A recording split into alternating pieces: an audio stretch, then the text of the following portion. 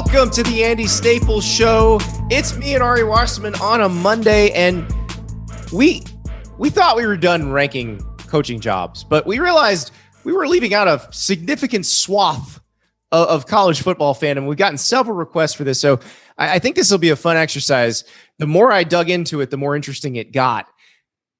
Top 10 group of 5 jobs. We've already done all the Power 5 leagues and ranked them top to bottom. With group of 5, when you get toward the bottom, it's all very similar. So we're just going to do the top 10 group of 5 jobs, which is not just the same 2 leagues you probably think it's going to be, at least for me. Ari, I don't know about you. Ari, how do we want to do this? Do we want to go 1 through 10 or 10 through 1 to make it more exciting?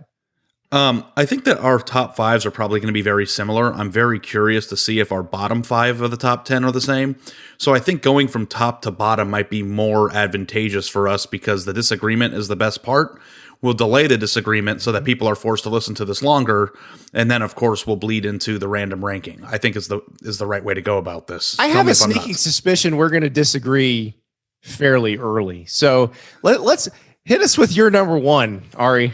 Okay, my number 1 is Houston. And I think that when I was first trying to compile the list, the obvious landing point I think would be UCF, which I'm assuming is going to be in your top 5 somewhere because of the success that it's had and the location it is in the country. But maybe Houston belongs on that same level where there are certain top tier group of 5 jobs that have recycled coaches and have changed personnel, but have always continued to be atop that category. And, I was actually talking to my buddy Bill Landis about this, but he is wary sometimes, specifically in talking about Tom Herman, about hiring coaches from certain group of 5 programs because the advantageous situations that they have at those programs don't translate to their Power 5 jobs. And Houston was one of them. It's like, because we were talking about how Tom Herman was a can't miss hire at the time, and it was perfect. He was killing it at Houston. He had 2 great seasons, and then you go to Texas, a place that he has a background, and then things don't go the way that they're supposed to. And it's like, is it because Tom Herman all of a sudden forgot how to coach, or is it because his number 1 bullet point, which is winning at Houston, was based on the program's built-in advantages? So to me, I think that's a pretty compelling argument for number 1, especially considering the fact, too, that the geography of it, having a whole city to yourself. Now, obviously, LSU. But you don't have the city to yourself. I mean, Texas A&M is 90 minutes away, and it's in the SEC. But what I mean is that when you're a group of 5 program, you're not going to be going out and beating Texas A&M and LSU for the types of players that those programs are looking for. Ed Oliver is the one we remember because he's the exception to the rule. Exactly. But other than that, you have the first pick of the litter for group of 5 talents. And in a city like that, there is a ton of talent that is going to play in the group of 5 where you might be able to get the top tier players that make your group of 5 program stronger, which is why Houston is usually more talented than their opponents. So to me, I think that it is the best job in the country, especially considering the fact they just built a brand new stadium on campus in 2015. Their facilities are Power 5 quality. The Houston area is stacked with talent. And, it seems to me that no matter who the coach is, you'll be able to find some pretty easy success in terms of what we always talk about, which is identifying a plan, executing that plan, and proving that plan works. And I think Houston has that built in already. So my number 1 is not Houston, but my criteria are apparently exactly the same as yours. You've just ignored the fact that there are 2 group of 5 programs, both in places with good players.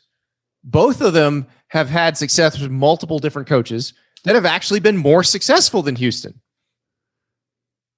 So who's your number 1? UCF.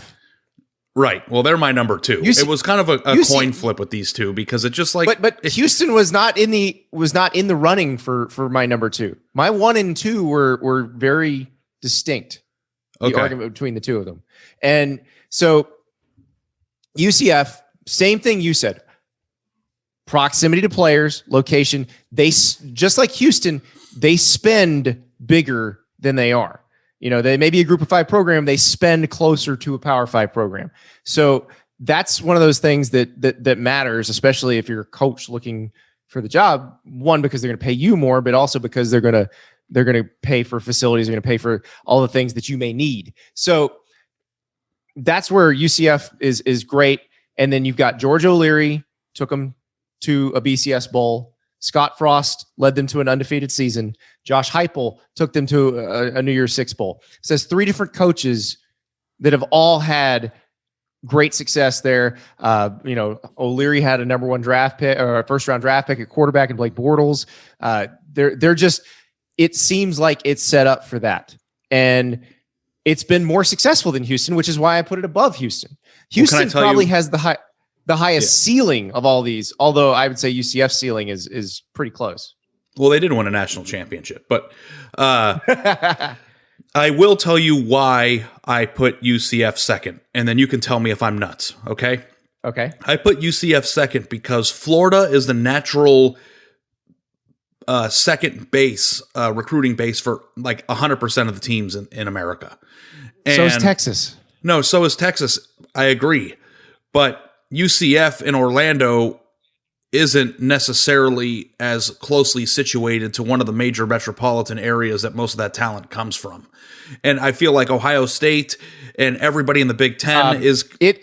Orlando is a major metropolitan area, is 90 minutes from Tampa, is 2.5 hours from the, center of Palm Beach, Broward. I know, but Dade Houston County. has more talent on an annual basis than Orlando. Houston no question. Houston has more talent on an annual basis than any other city in America, probably, other than Miami. So, it's right there. And I feel like everybody else is in Florida, and Houston can build an entire roster based on the talent that's in their city that they're located, that's on their helmet. Whereas UCF has to recruit other parts of Florida, whether it be Tampa or Miami or all the places in between, and every other group of 5 and every other Big Ten and SEC school is in that state already. I feel like Houston... But everybody's in Houston too.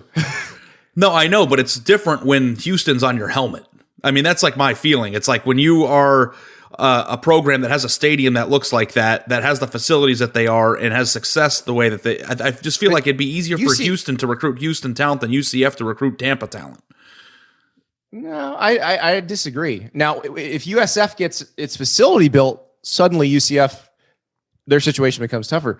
But I mean, UCF had better facilities than Florida and Florida State until only a few years ago. So you just got to remember they are ahead of the curve on this stuff. They're going to have a lazy river. Houston has no place for a lazy river. And Houston, now the neighborhood around Houston has gotten much better. They don't bring recruits in at night like they used to because they didn't want them to see the surrounding area. Things are that neighborhood is definitely because of the University of Houston, because it's growing, and because of the turkey leg hut. Let's be honest. Have you been to the turkey leg hut? Yeah, it's just life changing. Get the Alfredo and shrimp stuffed turkey leg with dirty rice. It's like its own place in its own country, and that's it. I mean, I don't know how the husband wife team that opened the turkey leg hut. She is a former Houston basketball player. So Houston has the highest ceiling. I agree, because of there's so much talent nearby. But Houston and UCF, for the same reasons, are magnets for bounce backs. They're magnets for Power 5 bounce backs who are transferring back for playing time or to be closer to home. And I think that helps too. But like I said, the only reason I didn't have Houston 1 or 2, so we know your 2 is UCF. My number 2 is Cincinnati, because this is the Bill Landis theory again, by the way. Everybody's coach there is good. Now, it may be that they're good at picking them. Think about this. Mark D'Antonio, Brian Kelly, Butch Jones, and you can say what you want about Butch Jones at Tennessee. You want at Cincinnati. The only coach, and then Luke Fickell now, the only coach of recent vintage who has not succeeded there is Tuberville. And he wasn't working that hard. Anybody who goes to Cincinnati and works wins. So that's the thing. Like when Fickell goes to another job, whenever that is, maybe he won't. I don't know. He's a different cat. But the next person who goes to Cincinnati will probably win too. Yeah, Cincinnati's my 3. So I just don't want you to think I'm nuts for Houston. Well, now it's interesting because we're leaving out the one that I think a lot of people would think would be our number 1. And I struggled with Houston in this one at number 3 and 4 because of the success of this one. So I've got Houston at 3. because of the ceiling I talked about, because of all those other things. Number 4 for me, and I imagine it's number 4 for you, maybe it isn't, Boise State. It's not my number 4. Okay. So you're and this is what I kept thinking through. My thing on Boise State is part of the reason we say UCF and Cincinnati and Houston, multiple coaches have succeeded there. That is evidence of an administration that wants to win at football, that's giving coaches what they need. Boise State definitely does that. And you can say location's tough, not a lot of players nearby, and maybe it is. Maybe it's just because Dan Hawkins was let's go back. Houston Nutt was really good. Dan Hawkins was really good there. Chris Peterson was really good there, and Brian Harsin was really good there. But there may be something else to that they care deeply about football, and whoever's going to be there is going to be able to make it work. We'll see with Andy Avalos. Yeah, my number 4 is SMU, and I don't know if that's nuts, but it's not. I mean, tons of money. The NIL thing with SMU, I know I always bring them up, but they were kind of the biggest one, or they suffered the biggest drop off because of the death penalty. But they seem like the type of place where people would pitch in to make things work and maybe make a good player or two come. Yeah, I've always throughout all the rankings, I always use geography as my North Star. And SMU, and now that I live in Dallas for the last 7 months, I've actually gotten a front row seat of just kind of how passionate the city of Dallas is for SMU. Like, I never really realized that, but I wrote a story about it, and it did really, really well. A lot of the people that I've met are very loyal SMU fans. The stadium gets loud. The money is off the charts. It's a beautiful campus. They play a fun style of football, and they can create their entire roster from area talent. And Cincinnati, to a certain extent, is probably got worse geography than SMU. But they've been able to hire coaches who understand Ohio talent with backgrounds at Ohio State more often than not, who use the relationships as being Ohio State assistants to, go through the state and find those overlooked gems that Ohio State doesn't have room for to make Cincinnati a great place. And the reason why Cincinnati has been successful over the span of multiple coaches, I think, is because they've identified what their head coach has to have in order to be successful there. And then those coaches go on to be successful, and then they're better suited for Power 5 jobs in the future. And it's all the same plan. And I think Cincinnati is inherently that. SMU has had its ups and downs, obviously, but you have a person in Sonny Dykes who, has familiarity with Texas more so than any other place that he's ever coached. The reason why it didn't go as well as he hoped it would have gone at Cal is because he couldn't create the relationships or manifest recruiting results in the Bay Area, and all sorts of different things that, he was facing up there in Northern California that he's not in Texas. So if they can actually get SMU back on track, he's going to have to do it by convincing local coaches to send their talent there. And he just signed a top 100 quarterback in the Dallas area to come lead that program. And the other thing, too, that he's done very well is, conquer the transfer market. Dallas kids who go off to LSU or go off to Oklahoma or go off to A&M and do different big-time places that want to play earlier in the transfer market, in turn, come back to play at SMU before their careers flame out. So there's a lot of talent on that roster as well. So the other thing, too, that I don't know how much you've spent time thinking about, but when there is inevitable conference expansion, again, which one of these programs is going to be most likely to be taken into a Power 5 or UCF. A Power scenario? And UCF is one of them, but I think all 4 of the top teams that I have, Houston, SMU, Cincinnati, and UCF, are all candidates for that. Cincinnati was a Big 12 candidate 4 or 5 years ago when they were trying to do this. So, yes, it's, and they all make sense for the same reasons. Right. And I'll tell you now, Boise's my 5th. And Boise is probably would you say UCF has passed Boise with best group of 5 brand nationally? I'd say they're tied, because Boise State is still a great brand. And, we're not including BYU in this because they're an independent, but I would argue their brand is pretty strong too. Yeah.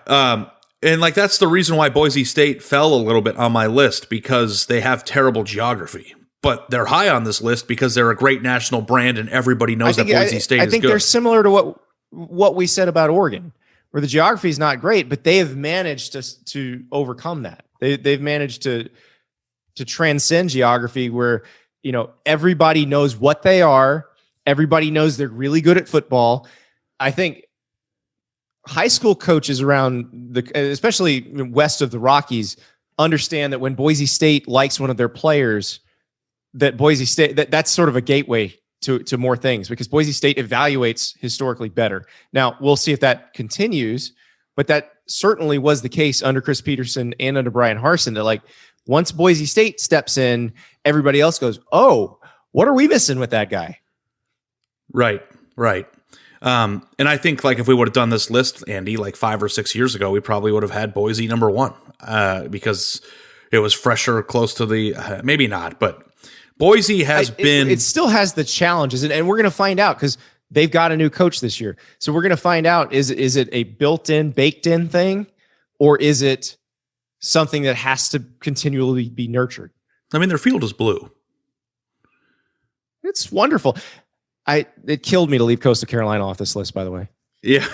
Well, who doesn't want to live in Conway, South Carolina? Yeah, I don't know. I've never been to Conway, South Carolina, but I'd like to go. It's a beautiful little town. Access to Myrtle Beach, real close. Jet skis, beach. Are you allowed to use jet skis in your recruiting pitch? Is that against NCAA I sure rules? hope so. I think Kenny Powers should just come in on a jet ski, and Jamie Chadwell should hop off the back and welcome to Coastal. I think that's a funny reference that you put in there, because we're ranking on our random ranking. I don't know if you mentioned this, but top 5 comedies of all time. Oh yeah, and I really struggled with Eastbound and Down. I didn't know what to do. Oh, there's so many good ones we left off that I left off my list. It's by no means complete because there are so many good ones. Yeah, but it's tough. But so I'm that's a spoiler. But I had SMU number 5 behind Boise State.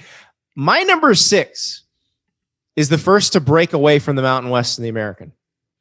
And I put it here for many of the same reasons that I had the top 5 where they were. That clearly this is a school that cares about football, where football matters a lot. And they've always won, no matter the level. And they're still doing it. Appalachian State. That's a good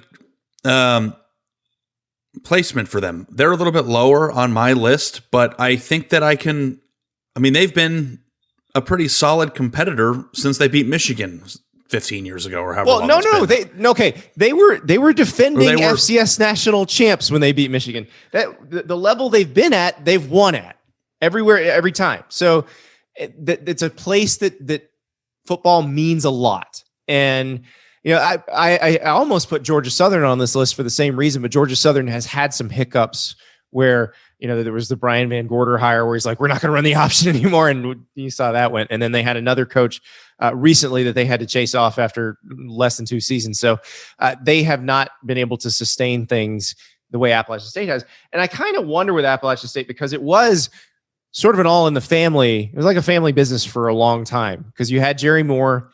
He gets replaced by Scott Satterfield, who was his longtime coordinator and who was quarterback for him years earlier. And Satterfield finally leaves for Louisville, and Drinkwitz is only there for a year. And now you've got Sean Clark there, but they've still, they won with Drinkwitz.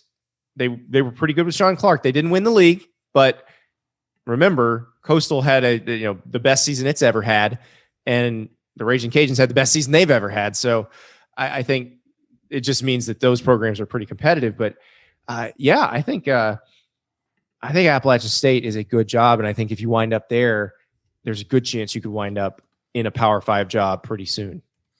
Yeah, I think that's a pretty good placement for them. It's very close. But before I reveal my number 6, I want to say that we had the same top 5, so I was fairly certain that we were going to be pretty close. It might have been in a different order, but I think we're all on the same page here, right? Yeah, the Houston thing was the only thing that kind of. Oh man, you're supposed to make me feel better. You're not supposed to make it feel worse.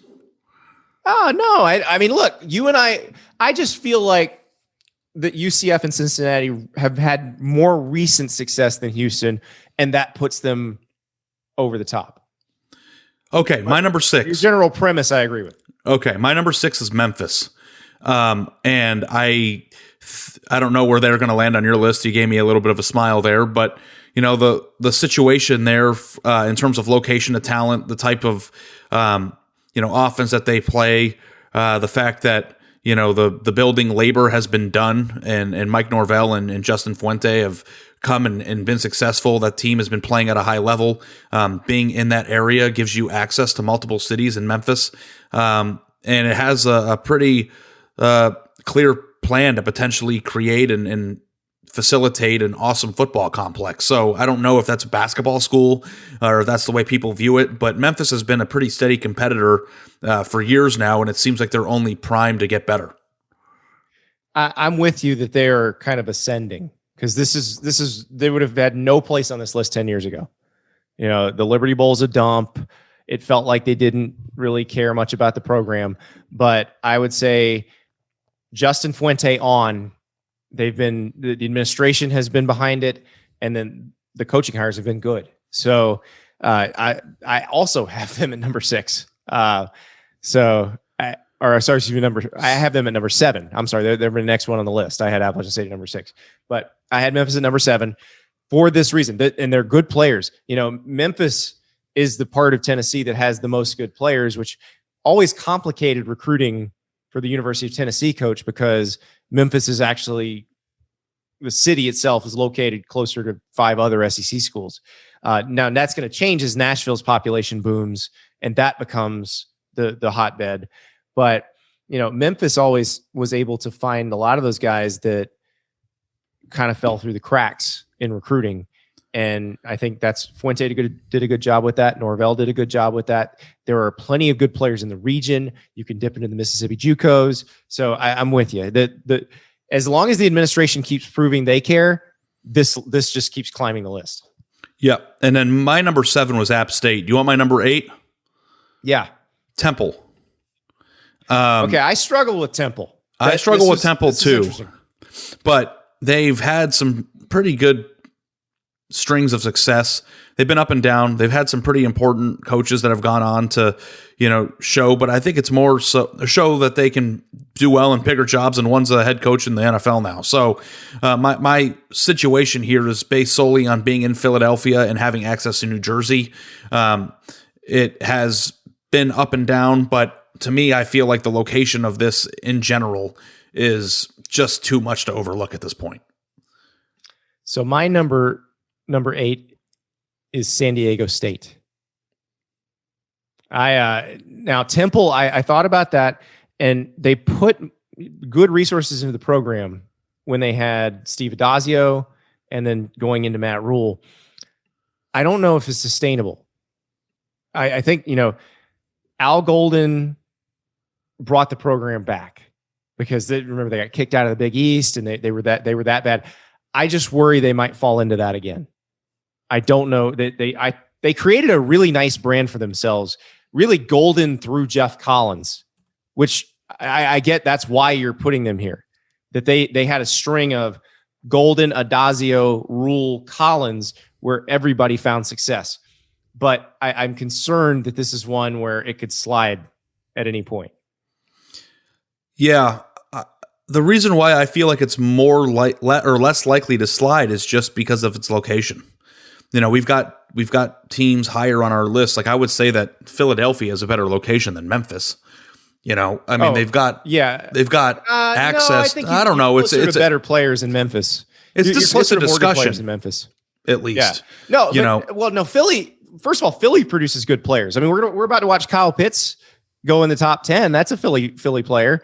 And then, like you said, New Jersey, you can dip into the DMV. You have a lot of good players near you there. But I went with San Diego State at number 8 because you got a lot of good players near you there, and you live in San Diego. Yeah, I mean, living in San Diego is a pretty solid situation. They should actually probably be number 1 just for that reason only. I thought about it. And hey, Brady Hoke had a pretty good year there in his return. But I thought Rocky Long created a nice identity for them. Though I do kind of wonder, because the identity Rocky Long created for them was a smash mouth, like, we're going to pound you, old school, kind of almost Wisconsin-like team. What if they decided to just go, buck wild and have some fun there? with the kind of skill talent you could get in LA County, Orange County, San Diego County. Yeah. I didn't put them on my list at all, and now I'm regretting it, which I think is what you usually do to me when I do something poorly. But you do this to me too. But yeah, San Diego speaks for itself, access to talent. And also when you go on recruiting trips, you're driving up the PCH. So, I've heard worse ideas and you can, well, I mean, if you want to take the scenic, you're probably driving up I-5. Let's we're taking the scenic route. That's okay. If you don't live in San Diego and you drive the 5, you're a psychopath. Sorry. And if you do, I called it right. I called it I-5. I meant the 5 because people in California can't call interstates I whatever. Yeah. All I'm saying is let's just go look at the ocean. That's the reason we live there, right? I mean, it is beautiful. It's just that drive is just insane. It's my favorite thing. It's like a car commercial. It's like It's like I feel like there should be, as you're driving, word should be passing you like what the interest rate is if you buy this car. So yeah, I wonder if the interest rate of what your home loan is going to be to buy a $9 million shack near the beach. That'd be a fun thing to see across your windshield too. Well, that's why San Jose State came nowhere near making this list. They're doing a good job. They're really doing a great job at San Diego State right now. But imagine telling your assistant coaches what kind of house you can buy with what you can pay. I've got a buddy who lives in Sherman Oaks, and I don't know if I'm blowing a secret, but he's buying a house right now, and 1,500 square foot homes in Sherman Oaks are $1 million. So I can't imagine what it is anywhere along the coastal cities. San Jose is more expensive than Sherman Oaks too. Right. Sherman Oaks is the San Fernando or kind of the valley. San Jose is Bay Area, Silicon Valley, and I remember when I was in San Jose for the national title game a few years ago, I went to get something to eat and I'm just sitting there eating and I'm on Zillow. I'm like, all right, let's see if I wanted to buy my house, like the square footage of my house, what would that cost here? And it was just insane. I'm just like, I would have to live in a 2-bedroom apartment there. Yeah. Life in Omaha would not be so bad. My buddy Brian Windhorst. There's your Boise State argument right there. My buddy Brian Windhorst lives in Omaha, and he'll give you a 2-hour seminar why it's the best city in America to live in. And that's Warren Buffett. Yeah, because your money goes a lot further there, and it's actually a pretty neat town. Call me up, Nebraska recruiting coordinator for more recruiting tips. But it's just insane. Okay, so my number 9, Andy, is, and I'm going to lean on you on this because I put them in my top 10. Was Temple your 8 or your 7? Temple was my 8. App State was my 7. Okay, good. I got you. Okay. Number 9, and I'm not even going to say anything, but I felt like I had to put them on my list, and I just want to know if you think I'm nuts, and if I am, then I'll change it. But South Florida. That's USF. My number 9. Oh, okay. Good. It's relieved. It is a good job if they do what they're about to say, what they say they're going to do. And they're building some facilities. You don't have an on-campus stadium, so you got to deal with that.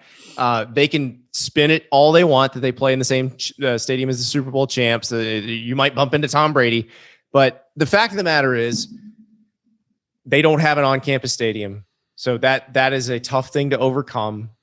But if they have nice on-campus facilities, which they have not for most of the time they've had a football program, then you can overcome that. And look, there's so much talent on the Gulf Coast of Florida. Like, yes, they get players from Miami. Yes, they get players from Broward County, Palm Beach County. They get Orlando, Space Coast, all that. But if they just stuck to Pasco, Hillsborough, Pinellas, Polk, Manatee, Sarasota, Collier counties, there's good football there. I think this is a potential play. DeSoto and Hardy County. I don't want my country folks to get mad at me. But it's a good potential play. A place that you feel like has a chance. The thing I will say is the name of the university is kind of misleading. The good news is you're not recruiting anybody who doesn't already understand that. Like, if they recruited a bunch out of state, it would be very confusing. Like, you're the University of South Florida, so you're in Miami, right? No, everybody thinks it's in Miami. It's not. Then wouldn't you be the University of West Florida? No, that's in Pensacola. So yeah, it is very confusing there. But the good news is nearly everybody they're recruiting is either from Florida or South Georgia, so they already know that. Yeah. Okay, so my number 10 is a MAC school. Okay. Which I think is kind of weird because I don't know if that's, but I think good. I'm glad we're going to have every conference represented because my number 10 is a Conference USA school. Okay. My number 10 is Northern Illinois. And I know that I've said it recently on this podcast that Chicago isn't necessarily a talent rich area, but I feel like every team in the MAC can recruit every city in the Midwest effectively. And nobody has done better in the MAC than the Huskies, both at evaluating talent. Oh, they're so good in the Chicago suburbs. It's ridiculous. And they have a situation in place where things are just rolling, and they also don't spend a lot of money, and they have money. So to me, I just feel like this seems to be a place that you can go and win if you're a coach. It seems to be a place that can recruit in multiple areas. It also does well in Chicago. And it seems to be a nice jumping off point for coaches. I don't know if you're ever going to be in the playoff discussion like some of the other teams on this list. Whether or not they'll ever make the playoff is a different discussion, but at least they're in the discussion. But I do think that this is a really well-built, sturdy program that you can grow through. I think you're exactly right. That's a good one. I feel bad that I left them off, but they would be kind of like, number 11-ish there. My number 10 is Florida Atlantic. And it's one of those where you're another bounce back magnet.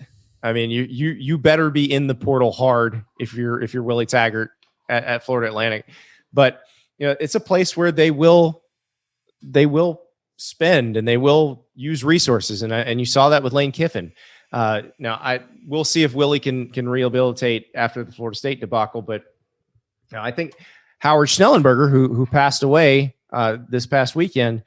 He's the one who created that program. He's the one who set it up. And, he made sure that he didn't get everything he wanted.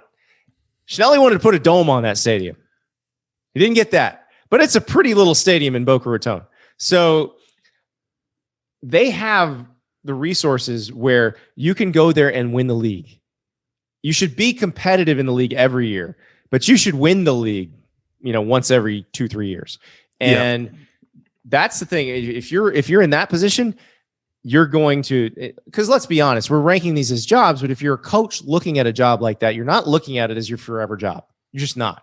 And I think the administration and the ADs understand this. I don't know if necessarily all the fan bases understand this, but I think most fans understand that. So that one is one where you can go, you should be able to win quickly. Now they've had situations where they didn't. They've had to fire coaches. The Carl Pelini thing was a disaster. Charlie Partridge didn't work out there. But when they get it right, they're fun. And again, that's a place people want to transfer to. If things didn't work out at your Power 5 school, you might want to go to Boca. So that's the number 10 for me. There were some of these I thought about and left off the list. Temple I left off. From a pure location standpoint, there's two that I was curious if you were going to put them on there because I know how much location matters to you. But Tulane and UNLV. Yeah. Like Tulane's in a great location, but it's just historically very hard to win there. Well, Tulane was one that I almost put number 10 over NIU because Tulane has been one of the universities that has been most bought into trying to capitalize on NIL. Like they've spent a lot of time with education programs and trying to put their athletes in the best position, and they've incorporated it into we had sales Troy pitch. Dannon and Gabe Feldman on the podcast. That's right. I think that's where I learned it from, listening to you. But I'm very curious in 5 years, once this transfer waiver passes, if this list gets rejiggered a little bit, because transfer destinations and recruiting destinations can sometimes be very different. And it's like, I didn't put San Diego State on my list, but if I were somebody transferring and wanted to play in a place that has won recently, San Diego State would be a very attractive landing spot. So would Boca, just picturing Lane Kiffin, sun-kissed Lane Kiffin with aviators on, getting off an airplane in Boca. I don't know why he would ever leave that job, to be honest, but, to each their own. I was in Boca Raton millions last of month. dollars to coach Ole Miss. That's why. Was he hurting financially before? I don't know. But yeah, I get it. But also, nobody was in their vibe better than Lane Kiffin when he lived in Boca. So I think this is a very interesting list. I know that our top fives were the same I think we're on the same page really for this whole list, but I think it's just because we view recruiting and territory and geography very similarly. Now, I also think more so than there's one I left off, Ari, that I want to mention that would have absolutely been on this list. It might have even been in the top 5, probably 10 years ago. That doesn't make it at all now, and it kind of makes me sad because we talked about Appalachian State as a place where people care deeply about football. East Carolina is not on this list. Yeah, East Carolina is a place that loves, like Greenville, North Carolina. They love football there. They love the Pirates, and they had it going for a little bit with Ruffin McNeil as the head coach and Lincoln Riley as the OC, but then they just sort of fell off the map. And I hope they get it back, because that's a fun place to see a football game from. It's a terrifying place to go if you're a Power 5 opponent when they're really good. And it makes me sad that they're not on this list, because they should be. There's one also in the American that I wanted to maybe mention too and get your thoughts on. And it didn't really seem to fit because there's different standards here, but Navy. They're always a solid the service football academy jobs team. are hard. That's it's just I think Kidney Matalolo and Jeff Munkin and Troy Calhoun are just really good coaches. Their jobs are really hard, but they're really good coaches. And I think that those are not. Look at Army. Army was a terrible job. Munkin makes it look like a good job because Munkin's really good, but Army was not a great job. And Navy, look, Paul Johnson sort of set things up, and then Ken Niumatalolo kept it rolling, but it's hard.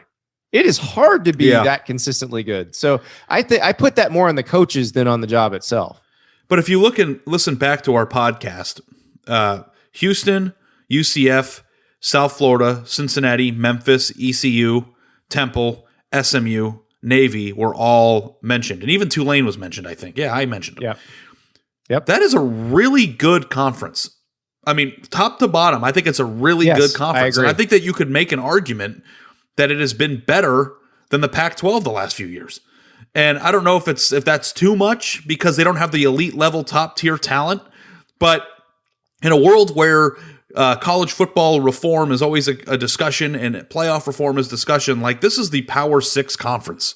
And I don't know how we feel about it. Mike Oresco got to you. Mike Oresco put a bug in your ear. It really is, though. It really is. They've got really good players.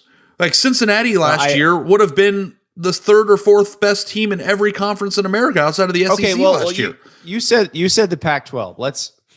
Let's see. Over the last 4 or 5 years, what Pac-12 teams would you say have been better than UCF, than Cincinnati, Oregon? I guess it depends on what year and what year we're talking about for the other schools. I know, because Oregon had the year where it fired Mark Helfrich, but it's just like the thing with me is that USC always Oregon and USC I think are consistently better in terms of talent, just talent wise, but it doesn't mean that they're better teams. I don't know. I think Cincinnati would have been able to beat USC and Oregon last year. Well, and if you put Cincinnati and UCF, because that's always the argument is if you put them in those leagues, how do they fare week to week? I think they fare pretty well week to week. I think Cincinnati would be fine week to week if they're playing Oregon State and then Arizona State. And, they might not have been undefeated, but I think they would have been a 2-loss team maybe. Yeah, they would be in the top half of the league for sure if you put them in there. Yeah. And I think Houston would have that capability. Navy would have that capability because they're a tough out. They're a change up stylistically, and Ken's a good coach. I think you're right about that. I will say the American is, as a football product, is extremely fun to watch. And then you've got Tulsa's been good the past year or two. That helps too. But I mean, it's just a fun product to watch, and it's going to be interesting because I don't foresee a lot of realignment on the horizon. Like, I don't really know what moves there are to make other than, let's say, the Big 12 and the Pac-12 tried to merge and sell their TV rights as one, which is actually what they were talking about doing before the Pac-10 tried to raid the Big 12 last time. I've suggested the Big 12 should just try to raid the Pac-12 and take their best schools. But that's a complicated thing too, because then you got a conference that covers all 4 time zones. I'm not sure that's feasible. Right. So I'm not sure there's another big realignment move. And that's the problem for these schools at the top of our list, because, all the stuff that UCF's doing, all the stuff that Cincinnati's done, all the stuff that Houston's done has been with an eye on getting into the Power 5. I remember talking to Tillman Fertitta at Houston, that about, he'll straight up tell you they're doing this to get in the Power 5, but I'm just not sure there's going to be a spot. I think everybody at the top 5 schools, at least that we mentioned on our list, has their eyes on that. Again, we don't know exactly how realistic that is or when and if that opportunity is going to present itself, but I think that all the schools, I think Houston, UCF, Cincinnati, SMU, and Boise State would all be good Power 5 programs. There are a lot of Power 5 programs that are way worse than those schools. Yeah. No, I agree, but again, it's not about how good you are on the field, right? Although that is a component of it when people are open to the idea of expanding, and I'm just not sure anybody is. All right, that is our. Oh, let me throw one more at you, because this one's interesting just because of the amount of coaches it spat out into different places who succeeded. Arkansas State in a row had as the head coach Hugh Freeze, Gus Malzahn, Brian Harsin. Each of them stayed a year, left, and went to a Power 5 job. Well, Harsin went to Boise State, but went to a better job. And then Blake Anderson, we know his situation. Unfortunately, his wife passed away while he was there. He went to Utah State to take that job. I feels more like a change of scenery thing than anything else. But you got Butch Jones there now at Arkansas State. I think he's going to be fine. He won at Central Michigan. He won at Cincinnati. I think he's going to win there. That's not a bad job either. Yeah, I agree with you. Somebody asked me a mailbag question a while back, Andy, that said, if you could make the 6th power conference that is in playoff contention based on only group of 5 teams, which like 12 would you pick? And I think that Arkansas State might be in that list too. I think obviously the ones that I made in my top. Appalachian State. I might put Georgia Southern in there. It's how much do you care, and how much do the people around? Like, I want to see a full stadium, and I want to see, because I think you can build a brand that way. It's not about cable footprint anymore. The problem is the last round of realignment was all about cable footprint. It's all about how many cable subscribing households do you have in your area. That's not as important anymore. Now it's brand. So right. Like East Carolina, when they were good, was a brand. Boise State is a brand. UCF is a brand. Cincinnati is a brand. And that's what you got to do is be consistently good. Arkansas State, the Red Wolves, that's your brand of good Tuesday, Wednesday night football in the Sun Belt. Now, I would argue that Louisiana, speaking of rebranding, they just want to be called Louisiana now. Billy Napier has them building a pretty nice brand. The only thing that kept me from considering them for this list is that success seems very Billy Napier based. And when Billy Napier leaves, can it be continued? Yeah. I like the idea of full stadiums, entertaining to watch. I think you can make the case that Memphis might be the most entertaining team to watch on Saturdays. They were so much like, and that's what interests me about Florida State, because when Norvell was at Memphis, that was the most entertaining team in America to watch. It was, yeah. The Anthony Miller years. Can he make Florida State that? I don't know, but That was fun.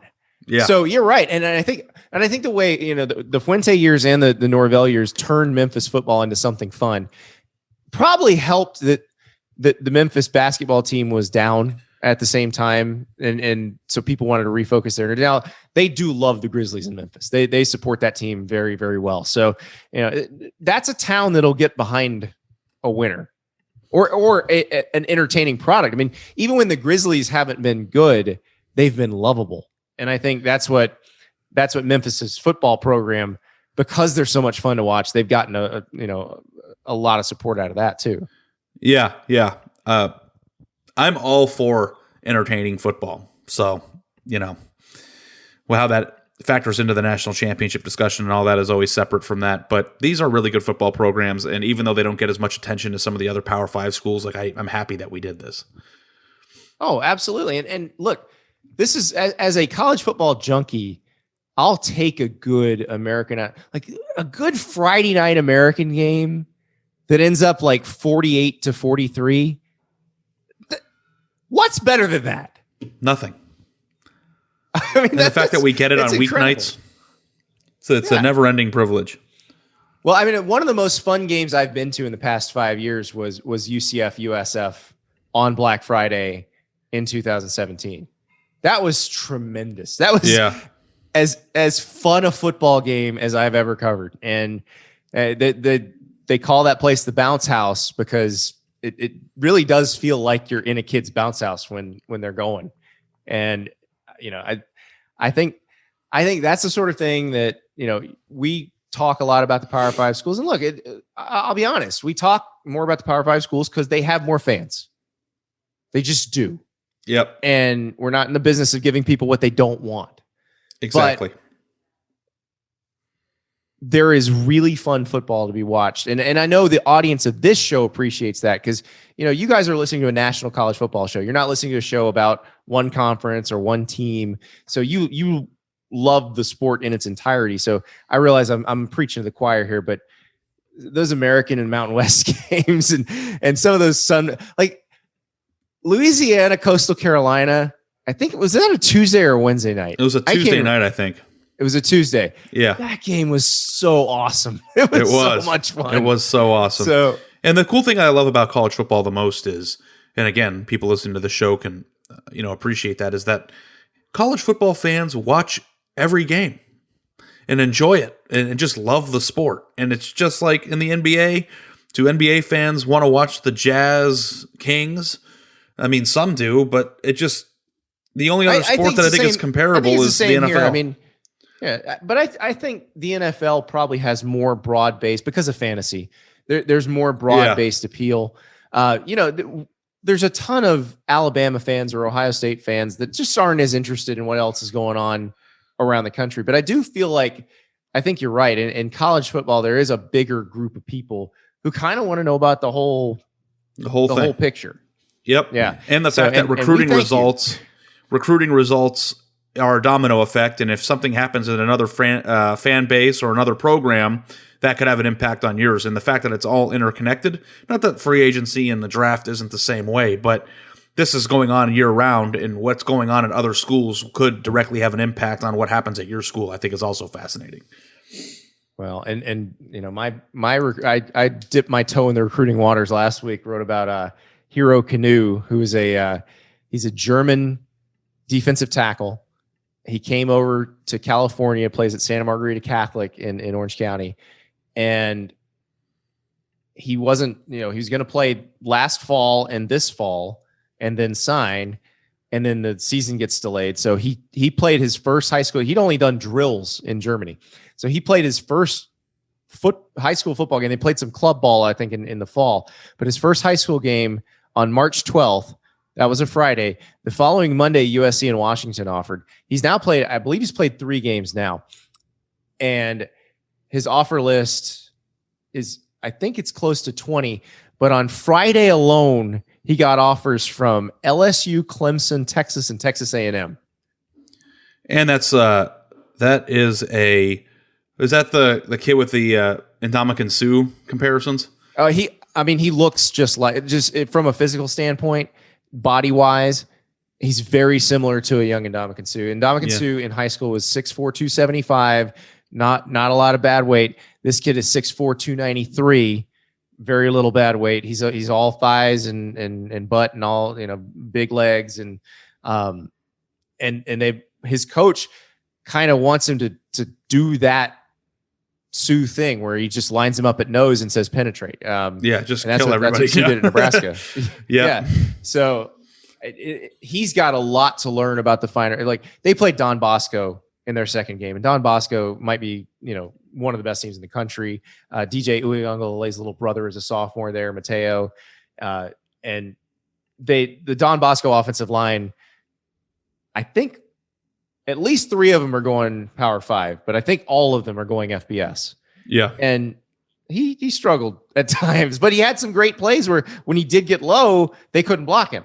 And so that's why these college coaches are jumping in, because it's when you say, oh, this is his second game, and their left tackle's going to USC, and their left guard's going to UNLV, and their other tackle is being pursued by everybody and his brother.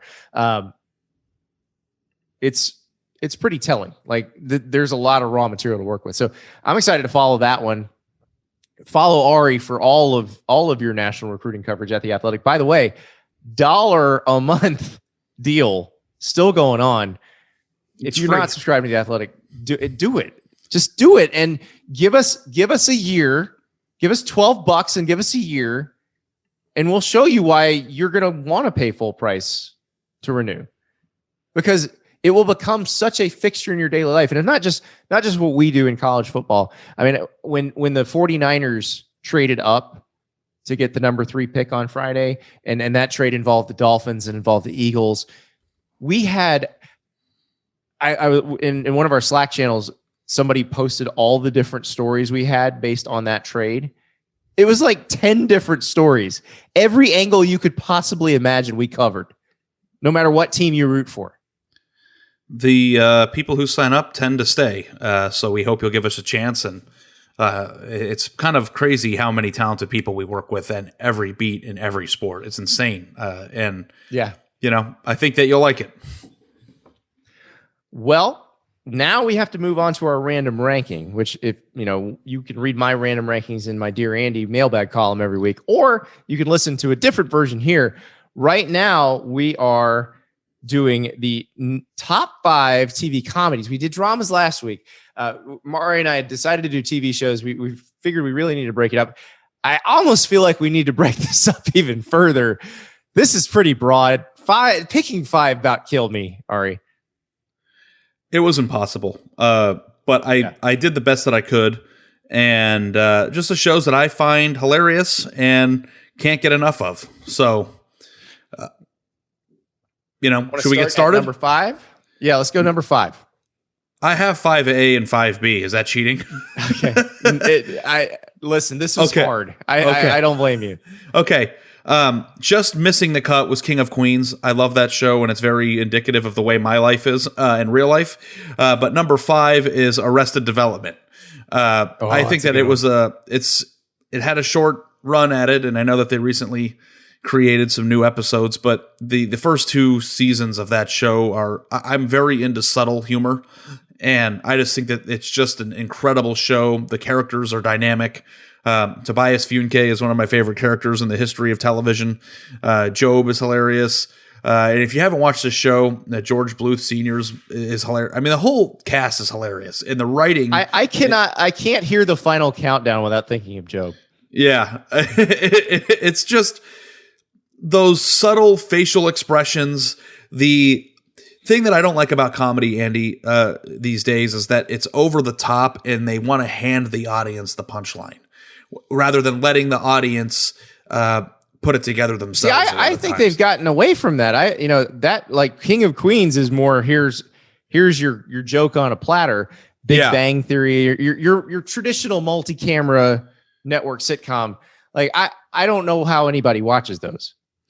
Yeah, King of Queens is just funny because it's just something like that I loved as a kid, but like my real humor is just subtle, quick facial expressions that help you understand what you might not have gotten if you weren't paying attention. And it's the perfect example. Is like Dumb and Dumber to me is the funniest movie of all time, or at least was for a large period of my time. You and my wife have a lot to talk about. It's the greatest movie ever. And in that movie, everything is subtly funny. It's not stupid. It's hilarious, and it's beautifully written. 20 years later or 15 years later goes by, and they make Dumb and Dumber 2, and that was one of the worst movies I've ever seen, because the entire way that they provided the joke shifted. Fart jokes and bathroom jokes and all the stuff that people think is funny now. What made Dumb and Dumber so funny the first time was that they were so subtly stupid that it was hilarious. The Samsonite thing, the pullover thing, he must work out. It's completely different. It wasn't even the same type of humor. And I like the old humor where they have to make the audience work for it a little bit. And I think that Arrested Development is the perfect example of having to pay attention and getting the subtlety of why it's such a beautiful show. I definitely have a have to pay attention one on here in a little bit. But my number 5, there are some that they kind of slip in there too. But my number 5 is Community. Mm-hmm. I love Community. This is a murderer's row. I mean, Donald Glover's gone on to create Atlanta. He obviously has the Childish Gambino music career. Just a phenomenal talent. And then you've got Danny Putty. He and Danny Putty were fantastic together with Troy and Abed in the morning. But Allison Brie, Gillian Jacobs. Joel McHale is awesome, and then Ken Jeong. I mean, Chevy Chase was not even. I mean, he apparently was the big problem as they were filming it. But it's freaking Chevy Chase, and they found ways to use him, even though he was kind of curmudgeonly. But that show. Whenever, especially when they do the theme episodes, like the paintball one, was just they always brought something different to the table. They were always trying to make you laugh in a newer and different way. And it's amazing that was a network sitcom. Now, I can't remember where it did its last season. You can watch them all on Netflix or Amazon Prime now, but it moved to one of the streaming services for its final season. But it was just outstanding and surprising, because I'm not sure that gets made on a network now. Donald Glover might be the most talented human being to ever walk the face of the earth. Oh, it's insane, because Atlanta's a great show, and I mean, he's a very talented rapper. Yeah, I just started Atlanta. I'm on like episode 4, and as I was looking through lists to make sure that I didn't forget anything, a lot of people had Atlanta in the top 10 comedies of all time. And I don't even know if it's completely a comedy. So the first few episodes I thought were insane. That was one I struggled with, because I was like, and there's a lot of shows now that blur the lines between comedy and drama that one it's hard time to tell. I was like 26, and I was at the Big Ten championship game, and I got a phone call from a friend in LA, and he said, "Hey, I won 2 tickets to a private show for Childish Gambino. Be here on Sunday." Whoa. So I flew across the country to Los Angeles the day after the Big Ten championship game, after they revealed the playoff field, and went to a undisclosed address, and we landed. He picked me up, and at like 5 o'clock, the concert was at 7. They sent you the address to the people who won these tickets. Wow. And it was just a house in the hills. It was like a 5,000 square foot home. Was there like a password? You had to walk in, you had to show the ticket, then you had to hand your phones, and they had like Cheetos and Doritos and whatever, and there were like maybe 50 people in there. And then we were all downstairs in this living room in just somebody's house. They rented this house, and we were all down there for like 35 minutes. Donald Glover is upstairs somewhere, and then like after 30 minutes, he comes downstairs. He's not wearing a shirt. He just no shoes, walks downstairs, gets in front of everybody in this living room, performs like 7 to 10 songs, makes no eye contact with everybody. After the last song, drops the microphone down, makes no contact, and walks like a sleepwalker up the stairs again. And then that was it. It was over. And it was like Donald Glover was performing or Childish Gambino was performing his latest record for just 50 random fans in a Hollywood Hills house. And I could have like slapped him in the face. I was so close to him. It was like one of the most insane things I've ever experienced in my life.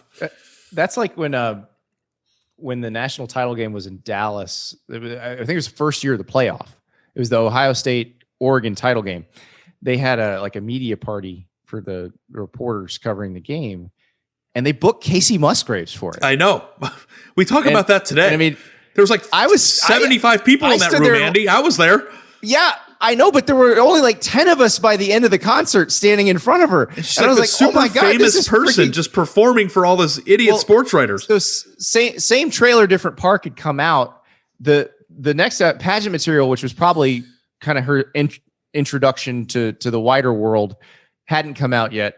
But I think she played some of the pageant material songs. And I was like, oh my God, this is because I had listened to Same Trailer, Different Park like hundreds of times before that show. And so I was ready to go, but everybody else just kind of walked off. And I'm like, it's Casey Musgraves. That's what's wrong with you. Had she already been nominated or won a Grammy at that point too? Like she wasn't on her way up. She had already been nominated for a Grammy. Yeah. Yeah. She definitely been nominated. So it's just, Follow Your Arrow had been a hit, I think, at that point. And so it was crazy. And I was just like, what are you people doing? You're going to play video games and Casey Musgraves is 5 feet away. I know. It's like, God knows how much they paid to book her, but that was like a really interesting, that was my first time in Dallas too. Oh man, time flies. Okay. My number 4, Andy, is Entourage because it didn't count as a drama. And Ari Gold, I think it wasn't a drama. Ari Gold, I think you could say is the best character in the history of television. I can think you should say that with a straight face. No. He's a good character. He's one of the best characters. He's one of the best characters in the history of sitcoms, or not. And this isn't even a sitcom of comedy television series. Let me put it this way: there's people on my number 4 and number 3 who will easily best Ari Gold as. Okay, we'll see about that. Comedic characters, but yes, he's wonderful. The problem with that show is just other than him, the relationship between the guys was boring as hell after season 1, and the whole, Medellin, is it going to get filmed? Who cares? It just I don't know. It became a vehicle for cameos, and it just I just didn't think it was that funny. Also, no one in real life would dump Sloan. Sorry. Yeah, Sloan might be the name of my future daughter one day because she's just run that by your wife. She loves the name too, so we'll talk about it if that day comes. Your fiance kind of looks like Emmanuel Shikri, by the way. So. Wow, that's a really nice compliment because I'm literally in love with that woman. Both of them. I was going to say, hopefully both of them. Is she on your laminated card? Yeah. But I just thought the show was also very entertaining. And I guess there were some seasons towards the end. This is the type of show that you can watch 6 episodes and just like, I don't know. I just love California too. It might not be the funniest show in the world, but I just think it's a really, really good show. It did have one of my favorite end of the show fade to the closing credits song. When they're going to the Cannes Film Festival and they need to get a ride and they hitch a ride and then it fades to black and Kanye West's Good Life starts playing. Yeah. That is one of the all-time great fade to credits. I need to rewatch it because it's been maybe I just have it on there because I haven't seen all the new episodes or I haven't watched the episodes as an adult. I watched all of them in college in 2005 and haven't really rewatched them. But I wouldn't do it if I were you. It's not going to go the way you think it is. It's just Johnny Drama, Ari. I watch Ari Gold compilations. If I had been a college student when Entourage came out, I would have loved Entourage. But I was a grown up, and it hit me differently, and it'll hit you differently as a grown up too. Yeah. Okay. Well, who's your number 4? All right, my number 4 is The Office. I mean, just cultural impact, all that. And I know everybody says, "Oh, the British one's better. The British one's better." Okay, well, they didn't make much of the British one. They made a lot of the American one because people love those characters. Yeah. And I mean, the episode where Jan throws the party and Michael is showing off the flat screen to the tiny little flat screen TV, and Dwight is crawling around the house looking for imperfections. I mean, the giant white. I could spend an entire episode of the podcast talking about that episode of The Office or the basketball game episode. So that's the thing. There's so many just iconic episodes, and the characters are really quotable and just lovable, hateable, however you want to, whatever you want to describe Michael Scott as. Yeah, The Office is really good. It didn't make my top 5, but that doesn't mean I didn't enjoy it. I actually don't think Dwight is that funny, and I think there's something wrong with me because everybody loves Dwight, and I just he irritates me for some reason. And you know why? The way I irritate people, I guess. You see a little of yourself in him. I mean, you don't grow beets or anything. Yeah, but maybe I'm. You see the world from a different viewpoint. You have very strong opinions about the things you do have opinions about. I mean, you're very Dwight Schrute-esque. I know, but if you go back and listen to all of our lists, maybe not the food lists, but the football lists, they're not crazy. I mean, we're all on the same page here. But yeah, maybe I'm the Dwight Schrute of sports journalism. That it's possible. I think that's what it is. And now my top 3 are just going to be the layups that everybody has, and will be the same thing that everybody else has. So my number 3 is Seinfeld. 3? I don't even know if I have to explain it. It's Seinfeld. You know, it's a beautifully written show. So it's brilliant. You're going to have one in there in your top 3 that I don't. You're already anticipating what number 2 is, then I bet. It's related to Seinfeld, isn't it? Yeah, it is. Yeah. So, yeah. No, I love Seinfeld too. I have Seinfeld as my number 2. My number 3 is Veep. And I don't know that there's a show in the last 20 years that has made me laugh harder than Veep at various points. It is just, it's one of those that, and they sort of build on jokes and just layer things over the top of one another. And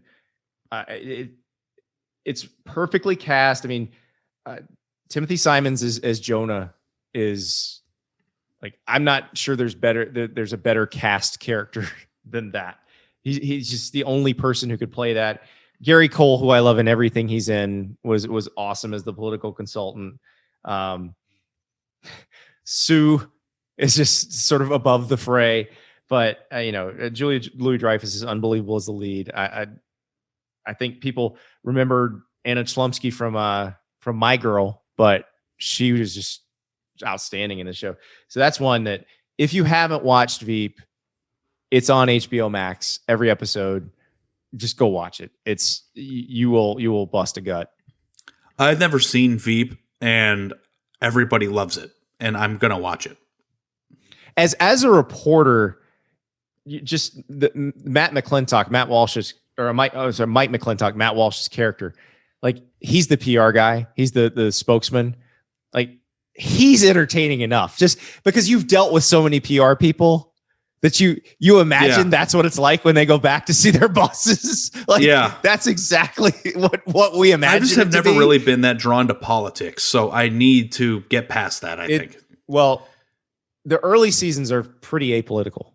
Okay. As weird as that sounds, it kind of couldn't help itself there toward the end, but the early seasons are apolitical, and because I never even got into like House of Nevada, Cards, but you'll be able. House of Cards had one good season, and I never got into West Wing. All the political shows about running for office and holding public office have never appealed to me. And I know this is a comedy, so it's completely different. Yeah. And Elaine Bennis is the the lead, right? So I have to. Yes. And she's Elaine. She doesn't get to use her real name. Okay, so my number 2 is Julia Louis-Dreyfus. Is Curb. Julia Louis-Dreyfus. Curb is my second favorite show of all time, and it's just the humor in it. Maybe as a Jewish man, I just can relate to it more because he's got a lot of those funky Jewish friends that I know. I like it. I can watch Curb, but Larry David, the character, who I don't know how much he differs from Larry David, the human. He's just an unlikable character, and in certain episodes that really works. Like I love the episode where he picks up the hooker to use the diamond lane. It's the funniest thing in the world. The Palestinian chicken episode is hilarious. There's so many iconic moments, but the thing about it too is that sometimes you hate Larry, but sometimes you can see his point. And like the thing that I love about Seinfeld and Curb, and they're interwoven a little bit, is that they use things that we notice about life all the time as an entire basis for 30 minutes of comedy. And sometimes it's stuff that is small, sometimes it's stuff that's big, but just picking at the human element a little bit, I think is just amazing. And the cast and characters of Curb Your Enthusiasm, the supporting cast is all amazing. Everybody else that's in the show, like Richard Lewis and Jeff, his manager, everything that show has to offer, I think, is perfection. So I had Seinfeld as my number 2, and it's just I think it's about as it changed television. Really, it got us out of the multi-camera sitcom, and it's weird because it kind of started out as that. They had didn't they have the laugh track early on, and but they just sort of evolved as they went, and it was unbelievable. But you just think about these episodes, and like the C stories of a good Seinfeld episode would have been like a 3-episode arc on another show. Right. I the one I always go back to is the Bizarro Jerry. So it's funny enough that Elaine has befriended a trio that looks exactly like Jerry and George and Kramer. This is Gene and this guy we just call Feldman. But that is the same episode as Man Hands, and the same episode that George is carrying around the picture of the model in his wallet with the club. Yeah, I know. And the same episode. Yeah. I mean, it is just nonstop. Who's your favorite character? Main cast or recurring? I guess recurring. I mean, those are two different things, but like, I'm a big Jackie Childs fan. Yeah. Yeah. I love Newman, and I love George Costanza, and I love George Costanza's father. Hello. Yeah. I mean, the whole show is perfect. It probably would be number 1, but I'm very curious to know what your number 1 is. I'll go first if you want. What is yours? Yes. Mine is Family Guy. I think Family Guy is the greatest television show ever created, and everybody who will probably freak out, go ahead. I get it. Either you agree with me or you think I'm a moron. There's no in between. No, I like Family Guy, but there is a much better animated show. Actually, you know what? I screwed this up. Bump Community off my list. They're not number 5. Okay. I don't know how I messed this up. So The Office is now number 5. Veep is now number 4. Seinfeld is now number 3. The Simpsons is now number 2. And The Simpsons is one of the greatest TV shows of all time. And one of the most interesting things that I've noticed with Disney Plus is how much my kids have gotten into The Simpsons. And they love it just as much as I did growing up. Well, the thing about The Simpsons is that I used to love it when I was a kid too. But it's subtlety. Kids just follow the storylines because it's a cartoon, but don't really pick up on all the subtle adult humor that's in it. And then when you're an adult, you pick it up, and it's amazing for multiple reasons. But to me, I don't understand how the people who wrote Family Guy think of the things that they think of. Nothing is off limits. Everybody's a target. Every religion, every race, it doesn't matter who or what you are, everybody gets made fun of equally, and it's all like, to me, we're all in it together. And the way that they make fun of people. But there is a show that makes fun of everybody that does it better. Who? South Park. Yeah. South Park is the greatest comedy of all time. Is your number 1? Yeah. I never got into South Park, and not because I don't like it. It's just, you know how sometimes in life things just like miss you? You just don't. Yeah. And like South Park has always been like, South Park is better. There are 2 types of people who love Family Guy and people who think South Park is better. And I need to watch more South Park to really get into the bottom of it. I like both of them. I like both of them, but South Park is just smarter. South Park is some of the best satire that has ever appeared. I mean, I think Family Guy is really smart. It's I think people think it's like lay up childish humor. It's not. I think it's really smart. No, I mean I've watched a lot of Family Guy. I watched Family Guy when it originally came out, was mad when it was originally canceled, and was happy it came back. Yeah. But South Park is a little different level. Like they're just, I guess, more no holds barred, if that makes sense. And this may have to do with where, because you talk about, you watching Entourage in college. So South Park came out when I was a sophomore in college. So it was one of those shows that everybody that age immediately was attracted to. And so it hit me in just the right spot. Like I was going to ask, how old were you in 1997? 10. Okay. So your parents, if they were responsible, would have never let you watch South Park. My parents bought me a Tupac CD when I was 8 years old. Okay, well, maybe they did, but you wouldn't have you would not have gotten most of the jokes. Yeah, no, you wouldn't understand the jokes. It's all, yeah. And that's what I love. You were a solid 7 or 8 years away from understanding the jokes. So that's probably why and Family Guy came out 2 or 3 years later. Did you watch Family Guy at all in its original iteration? Oh yeah. I was day one with Family Guy. Okay. The opening scene of Family Guy, the second I saw the opening scene, I don't even know if you remember it.